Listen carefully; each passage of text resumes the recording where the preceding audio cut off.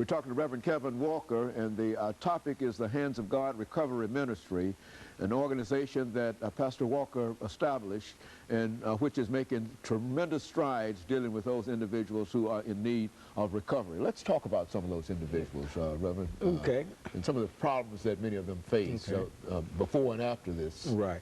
Well, I mean, of course, you know, Dr. Henry, there's a lot of issues that people face out here in our world, in our society. You know, the drug addiction, sexual abuse, all types of issues, homelessness. I mean, people are losing their jobs and stuff like that, and they're not having anywhere to turn to for help.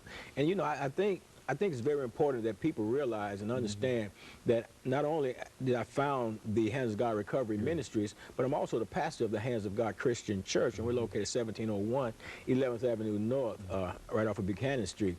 And I think it's the role of the church to become actively involved in helping people to overcome or to deal with and overcome the issues that they're facing in life on a daily basis. Because if somebody shows up on your doorstep and all you have for them, Dr. Haney, is a sermon, then you don't have anything for them. You know, you have to have something else in place that's going to really meet that need that a person has. Because one of our motto is find the hurt and heal it, and find a need and fill it. And the key in that is find. Okay. You know, to find it. You know, go out and seek out those things where people are in need and where people are hurting, and see if you can fill that need. See if you can heal that hurt. You know, not just allow people, not just pass by people and allow them. Or expect them to come to you. Or expect them to come into you, you know, and that's what happens a lot of time. And then oftentimes when they do show up, then we don't have anything in place to help them, and then they go out and they leave out of the church. Now you might come in church and have a good time, but you'll leave out with a bad taste in your mouth because your spiritual need may have been met to some extent, but then that physical or material need has not been met, and then it says something. So you're like, where's God's people? What are they doing? You know, where is the real help? Where's the practical expression of the relationship that the church says that they have with God? I believe that we ought to reach out to people in society and help them to overcome these problems that they're having. You know, if somebody's homeless, you know, why not have a house somewhere to, you know, to put them in? You know, we had a situation recently, a young lady and her children, you know, didn't have anywhere to go. And somehow somebody called me on her behalf. I don't even know the person who called me. And the lady came out, and, you know, she sat down in my office, and we began to talk. But, I mean, I got a key to the house that's empty over here. So, you know, you just automatically, you just do that, you know. Which I don't have any money. We're not going to worry about the money part. You know, you're on the track to do the right thing. So eventually you're going to have some money. Then once you get some money, you can start paying your way. But right now, we're going to help you to get where you're going in life. And then, you know, you find out that here's a person that had a relationship with a ministry, with a church, but was not able to get any help from that church. And I'm not bashing a particular church or anything like that, but it's a lot of places that exist like that are not reaching out and helping people in our society. And then you got the people, Dr. Henry, there's the other side to that. People look at the preachers and say, well, all the preachers want is your money. Okay. Well, folks, you can't put somebody in a house. You can't put a family in a house without having some money.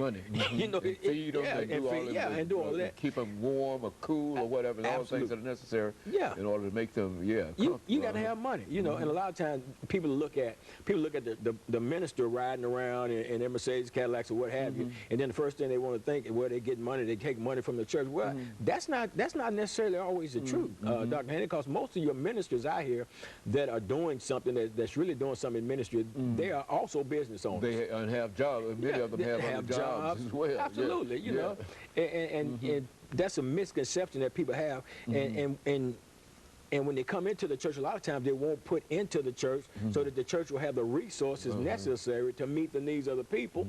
And that's a sad situation. It's a sad thing because this is not happening with the people outside the church. This mindset exists within the people inside the church, you know, that sit there and feast on the word of God, but won't give into ministry to help other people, help meet those other people's needs. And I think I mean, unless I'm crazy or something, Dr. Haney, I think that's what God called me to do, to meet people need, because I was a drug addict for 17 years. I'd been shooting dope all day when God called me. When he put this ministry in my heart, I knew immediately when God called me. First of all, I was a junkie, and I knew God didn't call me for me. He called me so that my life experiences could help other people's life experiences. And we've gone into the gutter, and we pull people up out of the gutter. I mean, pull people up out of active drug addiction, homelessness. I mean, we've watched families become mended back together. We've watched people come up, get jobs, and progress on in life, and just go from stage 1 to stage 2 to stage 3 in their levels of life and stuff like that. And it's a wonderful feeling, Dr. Haney, to know that you're reaching out and helping people, and to realize, you know, that type of life that Jesus said that he came to give us. And he said, I came that you might have life and have it more abundantly. So, you know, and I think that includes everything, you know, spiritually, financially, I mean, materially, everything. And I think that we're supposed to be in a position to do that. And that's why we put the Hands of God Recovery Ministry together in order to go out there and meet those needs, you know. And you know, when you look at your organization now, you've got, I've heard that you've got several houses that you use. Explain the organization and what you try to do and how you bring them into the... Well, what we do, Dr. Haney, we offer a structured living environment. We offer alcohol and drug-free, safe, clean, healthy living environment. We go out in the streets. We'll go in the streets. We'll find people. People will find us. More often than not, they're finding us. We're listed with this 211 service. They'll call the number. By the way, our number at the office is 752-8760. So that's 752-8760. And we bring them in, you know, and oftentimes 99.9% of the time, people don't have anything. They don't have any money. A lot of times they don't have any clothes, any food. We help them get signed up on food stamps. We help them get clothes, clothes and stuff. We can help them do that.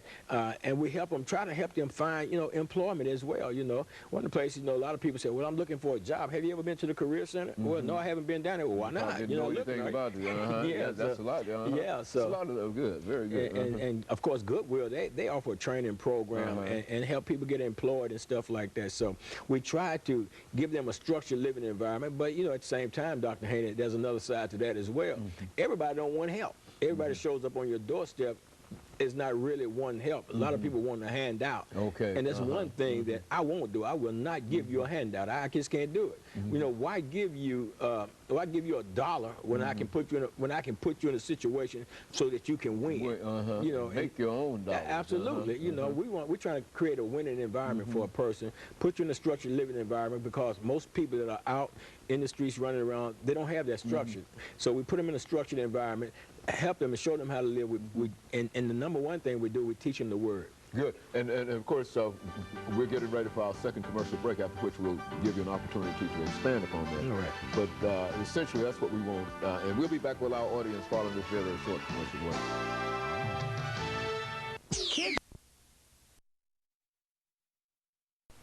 The guest is Pastor